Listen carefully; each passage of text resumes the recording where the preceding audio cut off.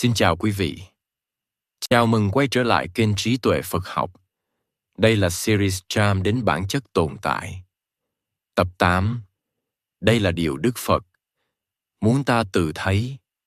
Trong tập trước, chúng ta đã tổng hợp ngụ uẩn dưới ánh sáng của ba đặc tượng: vô thượng, khổ và vô ngã.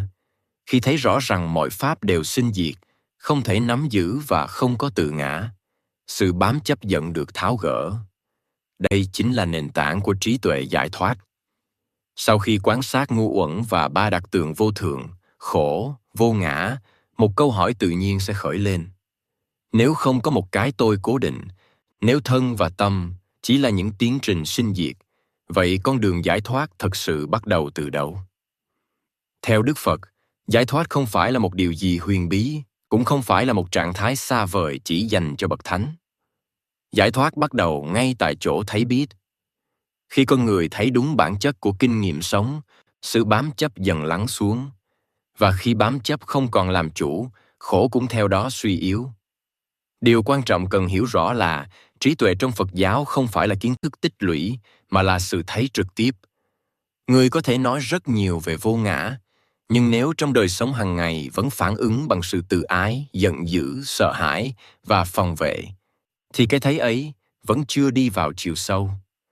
Trí tuệ thật sự là khi ta bắt đầu nhận ra đây chỉ là cảm thọ, đây chỉ là một ý nghĩ, đây chỉ là một phản ứng tâm lý, chứ không phải tôi đang bị xúc phạm, tôi đang bị tổn thương. Khi chánh niệm có mặt, ta bắt đầu quan sát kinh nghiệm như nó đang là. Một cảm giác khó chịu sinh khởi, được biết rõ rồi tan đi. Một ý nghĩ xuất hiện, được nhận diện rồi lắng xuống. Trong tiến trình ấy, không cần xua đuổi, không cần đàn áp, cũng không cần đồng hóa. Chỉ cần thấy rõ. Chính sự thấy rõ này làm suy yếu dần thói quen nắm giữ. Đức Phật nhấn mạnh rằng niềm tin, dù cần thiết, cũng không đủ để giải thoát. Tin vào Đức Phật không thay thế được việc tự mình quán chiếu. Tin vào giáo pháp không thay thế được việc tự mình thực hành. Ngay cả khi tôn kính Đức Phật sâu sắc, con người vẫn phải tự bước đi trên con đường tỉnh thức của chính mình. Khi ngu uẩn được thấy như là ngu uẩn, chứ không còn là ta hay của ta, thì một sự nhẹ nhàng xuất hiện. Không phải vì đời sống không còn khó khăn, mà vì tâm không còn mang gánh nặng của một cái tôi phải bảo vệ. Vô thường không còn là mối đe dọa, mà trở thành điều tự nhiên. Thay đổi không còn là kẻ thù, mà là bản chất của mỗi pháp. Giải thoát, vì vậy, không phải là trốn khỏi cuộc đời, mà là sống trọn vẹn trong đời mà không bị trói buộc.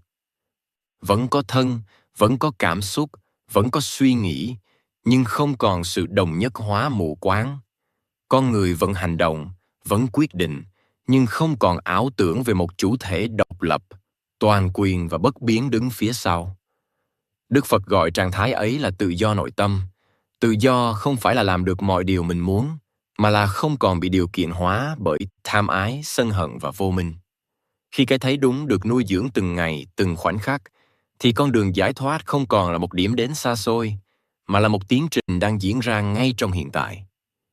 Và chính tại đây, nơi thân và tâm đang vận hành, nơi ngu uẩn đang sinh diệt, con đường chấm dứt khổ đau bắt đầu. Sau khi đi trọn vẹn hành trình này, có lẽ điều quan trọng nhất không phải là chúng ta đã học thêm được bao nhiêu khái niệm, mà là cách ta bắt đầu nhìn lại chính mình. Từ câu hỏi vì sao con người khổ, cho đến việc quan sát thân, cảm thọ, nhận thức, ý chí và ý thức, tất cả đều dẫn về một điểm chung.